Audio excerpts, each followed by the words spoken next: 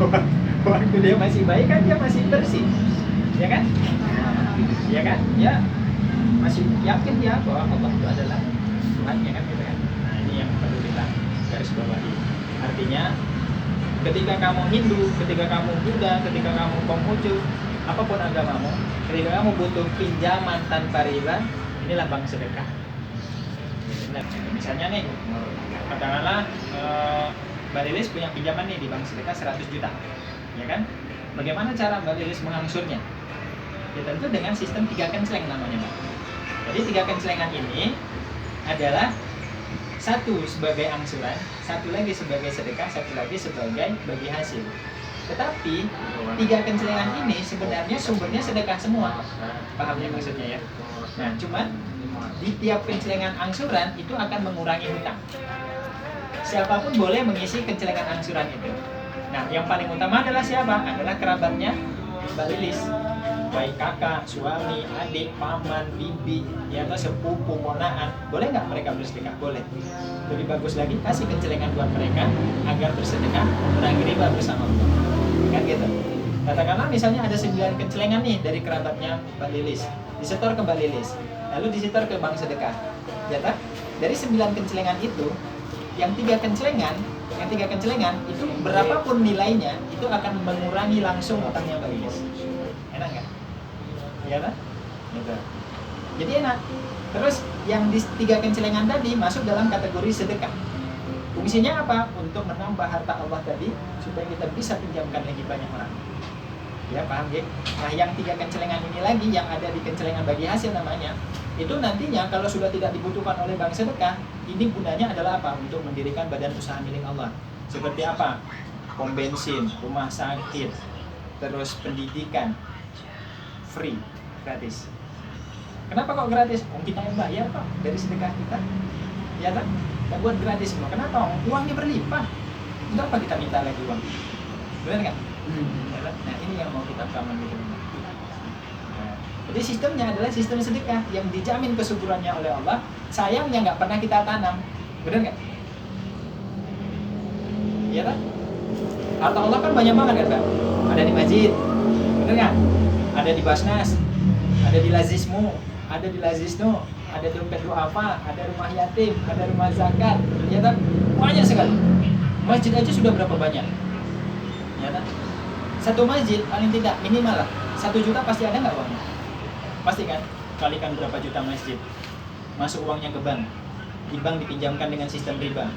Penyakit semua ada itu, betul nggak? Nah, ini salah kita. Gitu. Maka kita harus berubah, nggak boleh gitu loh.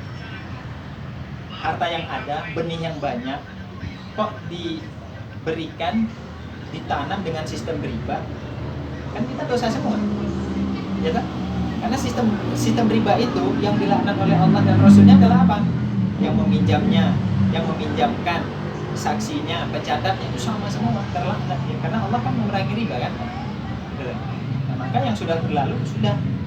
Sekarang kita tobat. Yuk bagaimana caranya membangun sistem keuangan berbasis sedekah tanpa riba? Ya kita yang harus sadar diri. Ya kan? Karena Allah nggak akan berubah keadaan satu kaum selama kaum itu pada diri individunya masing-masing tidak melakukan perubahan. Ya kan? Kalau caranya melakukan perubahan adalah apa? Ya ini tadi, bahwa mindset terhadap sampah yang dibuang jangan dibuang, tapi apa? Disedekahkan. Untuk apa? Memerangi riba bersama Allah. Yang mana Allah menjamin sedekah atas kesuburannya. Setiap yang subur kan wajib ditanam, teman. Nah kalau kita nggak tanam, macam mana dia akan subur? Paham ya maksudnya? Nah harta Allah yang banyak tadi kan nggak pernah dipinjamkan, ya kan?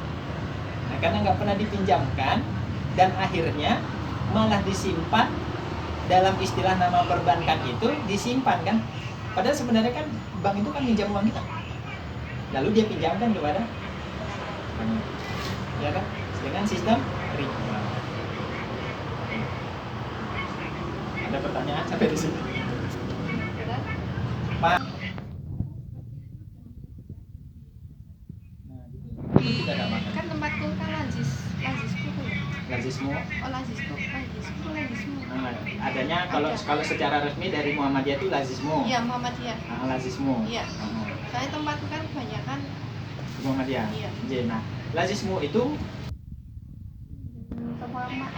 apa-apa itu udah nggak pakai bunga itu nggak, cuman sedekah seikhlasnya. Nah, itu sama saja, ketemunya nggak bagus. Karena itu sumpah, dia sudah terbiasa nih bersedekah nih. Gak usah banyak-banyak deh, sampah aja, koin aja, berkas aja, kan udah terbiasa sedekah dia. Ketika dia minjem, kembalinya tetap, misalnya pinjam 1 juta, ya kembali 1 juta. Caranya bagaimana? Caranya, ya nggak hanya dia sendiri yang mengangsurnya. Ya kan? Kalau di sistem lazisme kan masih tetap, misalnya Iya. Mbak Lilis yang ngutang, kan Mbak Lilis yang wajib membayar, tak? Iya. Bener nggak? Padahal dalam Islam nggak gitu. Ya kan? Mbak Lilis meninggalkan harta waris. Yang nerima siapa? Ahli waris kan? Ketika Mbak Lilis meninggalkan hutang, yang nerima hutangnya siapa? Ahli waris kan? Artinya kan yang membayar hutangnya kan nggak Mbak Lilis sendiri. Paham ya? Nah, sebelum Mbak Lilis meninggalkan hutang, kan lebih baik mereka bersedekah ke Mbak Lilis dengan sistem ilmu bank sedekah tadi. Artinya terjamin lunas nggak hutangnya Mbak Lilis? Terjamin lunas. Apalagi ketika ditanggung oleh orang banyak, dengan cara kita ayo sama-sama semuanya bersedekah dalam bentuk uang, walau hanya koin, ya kan?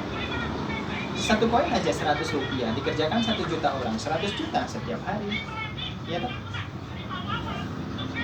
Nah, ini yang harusnya kita sadari secara berjamaah, sehingga pendidikan kita nanti bisa kita laksanakan secara internasional hebat, tapi gratis, tanpa harus kena cas biaya.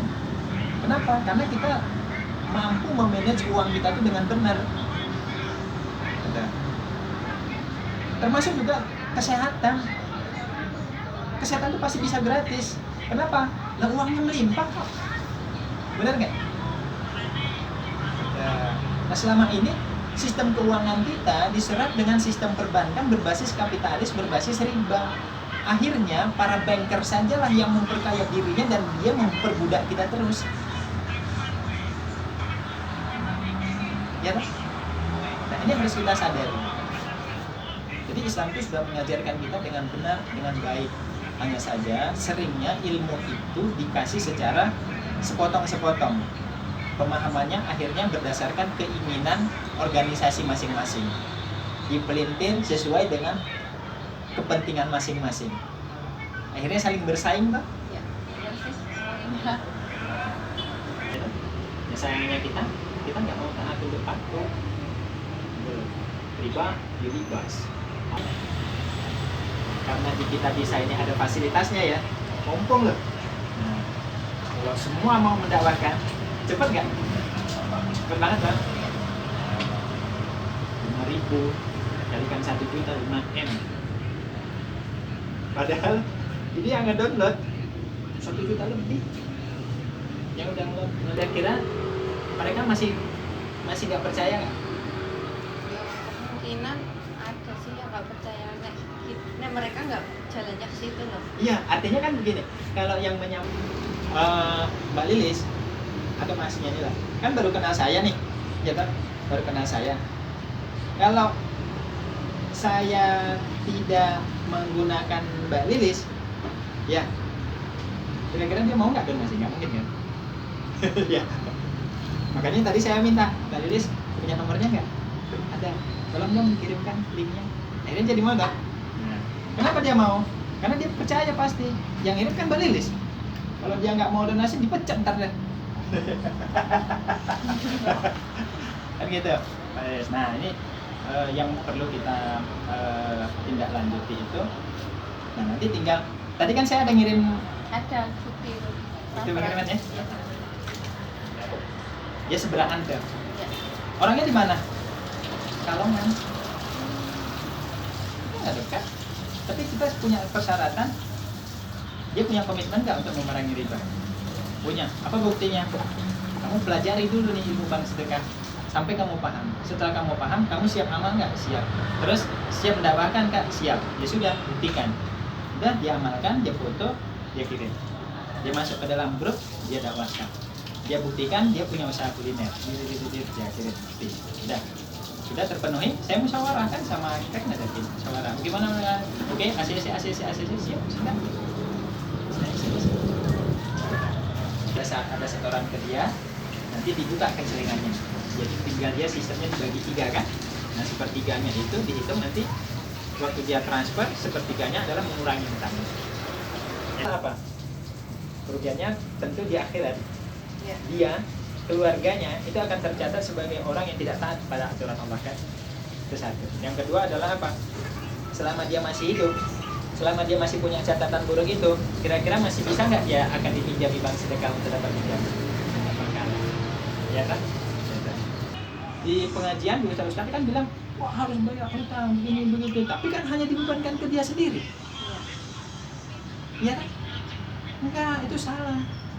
Padahal dari harta zakat kan disebutkan bahwa untuk 8 asnaf kan salah satu asnafnya adalah siapa?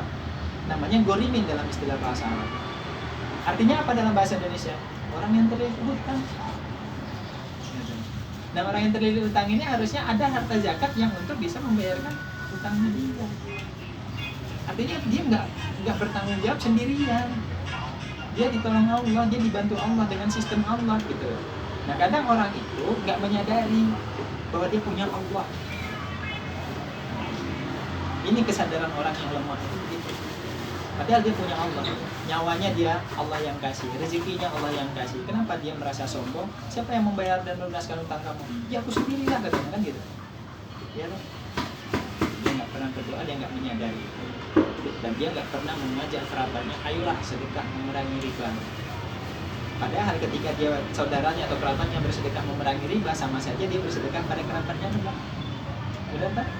Yang selama ini orang kan nggak pernah peduli. Misalnya nih kayak Mbak Lilis, pada waktu punya hutang ini yang 500 juta, ada nggak kerabat ikut bantu membayar? Itulah kesadaran kita. Padahal yang terbaik itu adalah apa? Sedekah terbaik di antara kita adalah kepada kerabat kita. Rasa sombong itu yang punya uang. Ya. Nah ini yang harus kita sadari secara bersama. Ya Mbak ya, bisa dipahami Mbak ya. Mudah-mudahan menjadi bermanfaat ya. Iya, siap, makasih. Ya. Insya Allah nanti lain waktu, semoga nanti kami bisa jenengan juga ikut mendapatkan ya dakwah bank sedekah. Nanti kita nanti ada mungkin kota infak kayak itu tadi ya, dari kita akan sini ya Mbak ya. Nanti juga Insya Allah kami kan juga ada yang namanya program hijrah belanja Mbak. Program hijrah belanja itu gini, kami ingin mencari partner-partner usaha nih ya, untuk nanti diidentifikasi bahwa usaha ini adalah partner bank sedekah ya, mungkin dengan kode spanduk atau kode stiker gitu ya. Nah, nanti dengan komitmen bahwa katakanlah setiap orang siapapun yang berbelanja ke 1-2 ini, Mbak Lilis punya komitmen bernazar kepada Allah untuk katakanlah bersedekah, apakah berdasarkan persentase keuntungan atau nilai rupiah yang sudah Mbak Lilis nazarkan. Nah, artinya apa? Setiap orang berbelanja ke sini ada sedekahnya dia untuk yang disedekahkan oleh Mbak Lilis untuk bersama Allah memerangi. Jadi ini kita expose, kita iklankan mana saja usaha-usaha yang teridentifikasi bersama Allah memerangi riba dengan sedekah dari hijrah belanjanya orang ke tempat dia kan kita. Nah, ini mudah-mudahan menjadi daya tarik tersendiri bagi orang-orang yang sadar nih, oh belanja ke sana aja, karena setiap belanja kita ada sedekah kita loh yang akan disedekahkan oleh Mbak Lilisnya atau ownernya. Ya, bisa maksudnya Mbak ya. Jadi apa? Kredit macet di bank pasti akan kita bayar Bang. Karena kita tanggulangi kan, uang di bank sedekah melimpah dari sektornya. Setelah kita itu diciptakan Allah semuanya jadi baik, Allah akan menciptakan yang buruk. Karena untuk perimbangan, betul. Artinya bank konvensional itu nggak bakal keganggu dengan adanya bank sedekah. Dengan adanya bank sedekah, bank konvensional malah menjadi terbantu dari nasabahnya yang macet-macet. Ya tak? Dengan konsekuensi apa? Dengan konsekuensi adalah kalau memang nasabah yang ada di bank itu mau kami tanggulangi, maka secara personal pihak bank dan secara kelembagaan dari sistem bank bantu kami juga. Caranya apa? Satu, dana CSR-mu kasih dong ke kami. Ya kan? Atau kami akan membantu banyak orang yang akan kembali ke kami juga kan? Ya kan? Daripada dana CSR-mu habis untuk dimakan, habis untuk diminum, kan gitu. Akhirnya orang yang berhutang tambah banyak ke kamu jadi pilot, akhirnya kamu sita dia jadi miskin lagi, kamu keluarkan lagi dana CSR, kan nggak benar tuh. Kembalinya di situ aja dengan kesulitan kan. Lebih baik dana CSR-mu kamu kasih ke kami untuk kami tanggulangi, kembali ke kamu dengan kebaikan, bukan dengan kesulitan bertambahnya kemiskinan kan. Gitu. Yang kedua adalah apa? Kamu secara personal pasti ingin tuh mendapatkan pahala jariah, karena setiap orang itu punya potensi untuk ingin bersedekah, Mbak. Benar kan? Sandal dia di rumah mungkin satu sudah putus, kan tinggal satu, bisa nggak disedekain? Bisa, sedekain aja. Ya kan? Bajumu banyak ada di rumah yang nggak kepakai, kamu pengen nggak? Apakah kamu ingin bersedekah yang menyedekahkan bukan kamu setelah kamu mati? Kan rugi. Ya kan, mumpung kamu masih hidup, banyak barang di rumah yang nggak terpakai ataupun sedekahin aja nggak apa. Ya kan? Disedekahkan. Nanti akan diolah oleh bank sedekah ini, mana yang di reuse, mana yang di reduce, mana yang di recycle. Dia akan menghasilkan uang. Nah, uangnya akan kita pinjamkan. Nah, jadi pihak bank juga, para pelaku riba juga kita ajak nih dengan kesadaran mereka. Ayolah, bersedekahlah kalian ke bank sedekah ini. Perusahaanmu pasti punya arsip-arsip file-file yang udah nggak kepake lagi yang ingin dimusnahkan, ya kan? Sudah, sedekahin aja ke kita. Kami pasti musnahkan kok. Setelah itu nanti kan akan didaur ulang. Dia kan menjadi manfaat. Nanti jadi uang. Kan bisa untuk bantu semuanya. Gitu. Paham ya Mbak ya? Alur berpikirnya ya tersirkulasi di sini sama mereka. Begitu. Bila ada yang kurang, salah, saya maaf ya. Kalau misalnya nanti ingin tanya lebih lanjut, bisa cek tas saya. Terus dengan tulus ikhlas, tolong bantu dengan dakwah ya Mbak ya. Iya. Ya. Enggak padahal? Enggak.